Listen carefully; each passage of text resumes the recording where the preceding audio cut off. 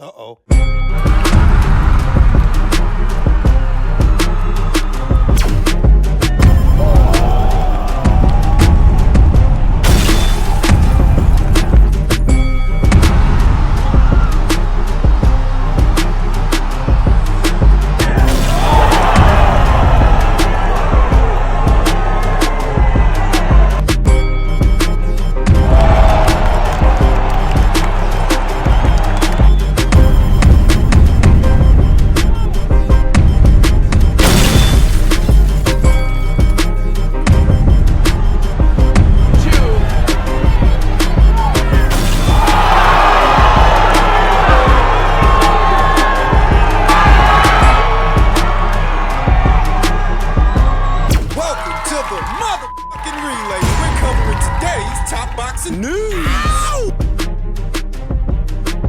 Okay, we'll start with this. The latest from Germany's own Sarah Bormann, who took to her social media and stated, "Soon it will be that time again.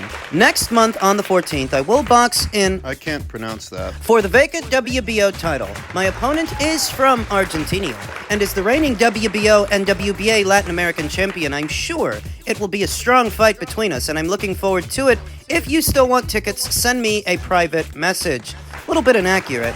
She's going to be facing Jennifer Sabrina Meza, La Hormiga. What does that mean? Translated from Espanol means the ant. It's the inaccurate part. Jennifer is not the reigning WBO champion. She is not the reigning minimum weight WBO champion. The title went vacant after Senicia Estrada announced that she would be retiring from boxing at age 32, and thus all the titles she held there have since gone vacant. We know that Yo Costavalle has already picked up the WBC title. Now it looks like Germany's own Sarah Bormann will be picking up the WBO and the lesser-known WBF, which is not recognized by the major four sanctioning bodies, the WBA, the WBC, the WBO, and the IBF. Though it is for two titles. It's for the newly vacated WBO and the lesser-known, lesser-recognized WBF. Sarah Bormann, one of my favorite fighters, one of my favorite Germans. Ich liebe dich, Sarah. Sports professional record of 18 wins with 1 loss, no draws, 7 knockouts, having never been knocked out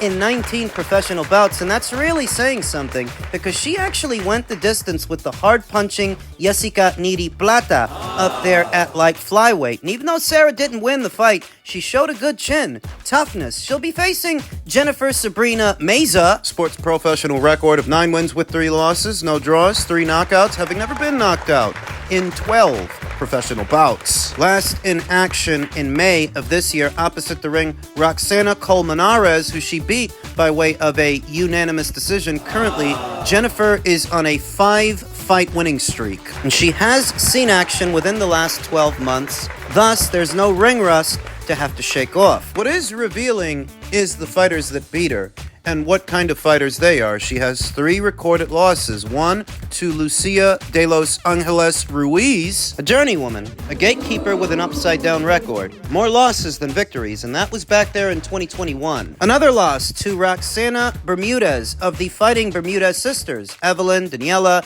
and the lesser-known Roxana. Roxana beat her that same year, back there in 2021. The year before that, she lost the decision to Maria Baumstar. What you're going to notice about those 3 fighters is they all had upside-down records at the time that they fought Jennifer. They all had upside-down records, more losses than victories. So if you're losing to fighters like that, with records like that, well, Sarah Bormann, Sie wird gewinnen. it's conceivable that she's going to win. She's going to beat you. Sarah Bormann, who was last in action in May of this year opposite the ring to Mara DeMarco, who she beat by way of a points decision. Before that, she lost the split decision to Jessica Nidi Plata, and like I said, there's no shame in that. Jessica is one of the better fighters at or around these weights, and Sarah did have to move up in weight for that fight. So she has since rebounded off the loss, and she's knocking on the door of world title honors. I said it in my previous videos, and I don't know if you remember, that I felt Sarah Bormann has everything it takes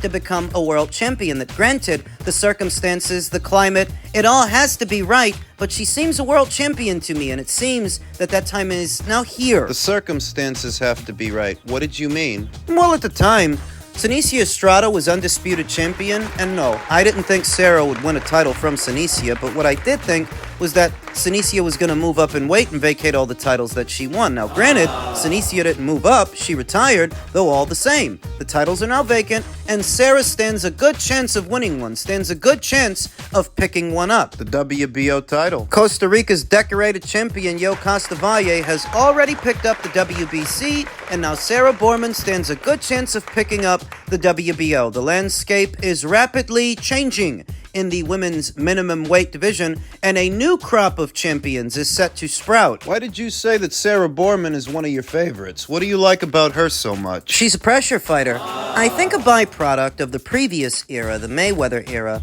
was a lack of appreciation for the fighter that goes for it, goes for the gusto, the not-so-cerebral fighter, the not-so-careful fighter. That pressure fighters oftentimes are the unsung heroes of boxing because they keep the fights fun. They keep them exciting. No, they're not necessarily as technical or tactical as a Floyd Mayweather, who was the number one pound-for-pound fighter of his time, and too many imitation Mayweathers. What is tantamount to imitation crab meat in your sushi started to pop up, giving me more appreciation for the pressure fighter, the fighter that goes for it. Win or lose, they're going to make it a fight. They're going to try to, and Sarah is just such a fighter. She's an action fighter, she's a pressure fighter, and a volume puncher. She really goes for it! Germany. So the Germans are seeing a surge of female world champions. I mean, Nina Menke won the vacant IBF in the featherweight division. Tina Ruprecht just unified titles this past weekend at atomweight, and very soon, Sarah Bormann. I think she's going to become WBO champion, Germany's next female world champion. Against this opponent, yeah, I think she can do it. We'll talk more about the fight as the fight date approaches. Hopes to get that rematch, hopes to get that win. Is there a part of you, though, that hopes to get that rematch, hopes to get that win against Rayo? Like, do you look for that fight in the future, or you want to move ahead to other fights? No la descarto, pero pues ahora sí que me gustaría hacerte la pregunta, no responder con una pregunta, ¿qué tipo de peleas quieren ver? O qué tipo de deporte quieren ver, ¿no? Dentro del mundo del boxeo golpes o adentro del boxeo un maratón. He asking you the other way around. What do you prefer from Pitbull? Having fights, real fights, or do you prefer to see someone running and doing marathons around the ring? So you're not happy with the way Rayo fought against you then? Pues creo que nadie está contento con esa pelea, ¿no? Ahora sí que es un deporte de puños y creo que hoy en día ya se dedican a solo correr y creo que los jueces es por lo que están llevando, ¿no? This is a fight. A fight club is you have to make punches. If you don't make punches, it's not boxing. We like to punch and to fight. We don't like running. So I think judges, actually, they're more keen on running instead of making punches. So I'm actually a bit more partial towards pressure fighters and Isaac Cruz's style of fighting than what we got from Rayo in their fight.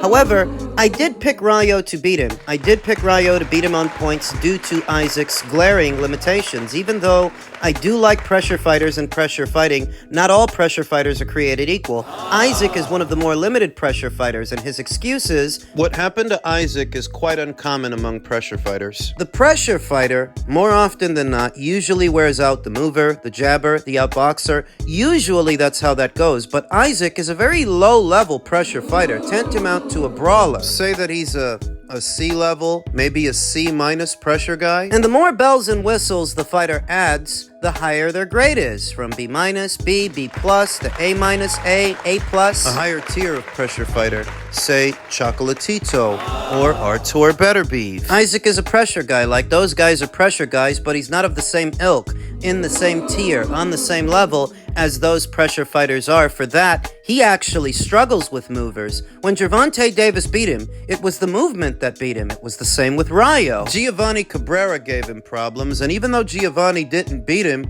it was the movement that was troubling Isaac. So that when that same Giovanni Cabrera goes in there with a higher tier, a better grade of pressure fighter in William Zepeda, you saw what William did to him and what Isaac didn't do to him. Isaac couldn't stop him. He could barely pin him down, whereas William wore him out very quickly. Sort of variety of punches from William and how William was able to stay on him as opposed to Isaac, who struggled to get in. Struggled to get off because he throws the same punch over and over. He just spams those looping shots over the top, a byproduct of his small stature. That Isaac is a small guy, even as far as lightweights go, that affects the way that he fights. The punches he throws, how he throws them. He barely shows the jab. The crux of it is that there is a better way to fight the fight that Isaac tries to fight, and we see that in other pressure fighters. So if you're mad at Rayo, You want him to make your job easier for you, but that's not his job. it's not his job to stand in one spot and make it easier for you to get close to him. It's not his job to sell out and trade when you want him to trade. That is not his job. A firm believer in all things in moderation. I'm not really big on movers and jabbers and outboxers. It's the base style that I like the least. But I also understand the need for all the colors of the rainbow, all the flavors at Baskin-Robbins. Some people like the outboxer, the mover, the jabber, and in a fight, movement is necessary. So if you're having trouble catching up to movers, that's more of a you problem. So don't say that it can't be worked around, because it has. We've seen it. When Roman Villa wore down and wore out a then unbeaten Rashidi Ellis, pure boxer, likes to move, likes to jab, didn't matter to Roman. He won. When a then unbeaten Jarrett Hurd wore down and wore out Arislandi Lara, he's another guy that likes to move. He's another guy that likes to jab. Didn't matter to Jarrett Hurd. He won. It can be done because it has. If Isaac is frustrated, you're frustrated at your own limitations. What you haven't learned to do yet. You haven't learned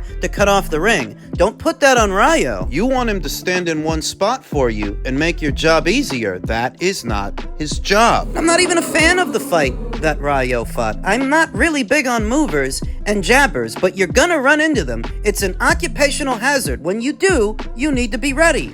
You weren't. So there's not going to be a rematch. Isaac is now fighting Angel Fierro, and I'm not sure what Rayo's going to do, though it was originally thought that they would run it back. They would run it back next year. Rayo seems to have gone in another direction. Not sure how much that matters to Isaac, because the sole focus for Isaac Cruz, even after he won the WBA title, was landing another Gervonta Davis fight.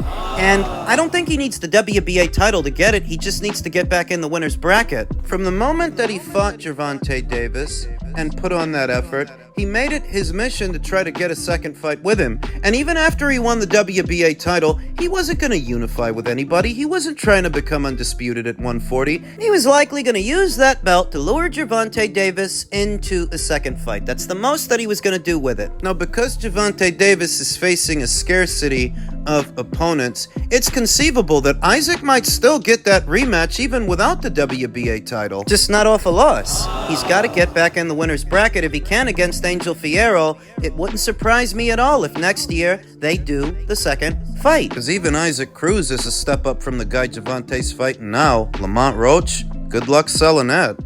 Finally, a statement from Most Valuable Promotions regarding fictitious claims that undermine the integrity of the Paul versus Tyson fight. Following the wide circulation of incorrect and baseless claims that undermine the integrity of the Paul versus Tyson event, Most Valuable Promotions would like to set the record straight regarding the contractual agreements and the nature of the fight. Rigging a professional boxing match is a federal crime in the United States of America. Paul versus Tyson was a professional boxing match sanctioned by the Texas Department of Licensing and Regulations. Both fighters in good faith performed to the best of their abilities with the goal of winning the fight. There were absolutely no restrictions, contractual or otherwise, around either fighter. Each boxer was able to use his full arsenal to win the fight. Any agreement in the contrary would violate TDLR boxing rules. Trash talk and speculation are common in sports, and athletes and promoters need to tolerate nonsensical commentary, jokes, and opinions,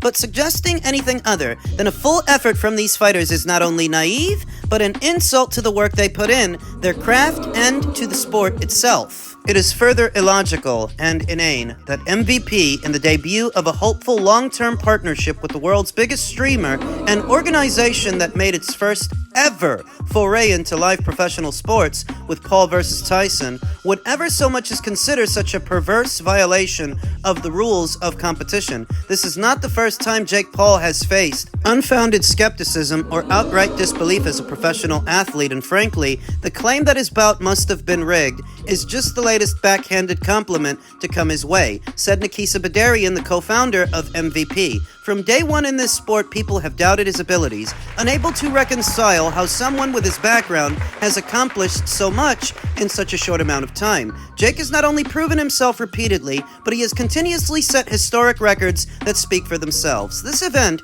which broke attendance and viewership milestones for a professional sporting event, is yet another example of his ability to deliver on the biggest stage. As long as Jake continues to exceed expectations, there will always be those who try to discredit his achievements. We embrace the doubt. Was it rigged? You know, that's not actually my first assumption, and I'm cynical by nature, skeptical of everything, but that's not my first assumption. You're talking about a 58-year-old Mike Tyson, far removed from his prime, and a Jake Paul who has spent the last 5 years training in boxing, in his prime, his physical prime, his late 20s. It doesn't have to be rigged. I don't dismiss that possibility, but like I said, that's not my first assumption.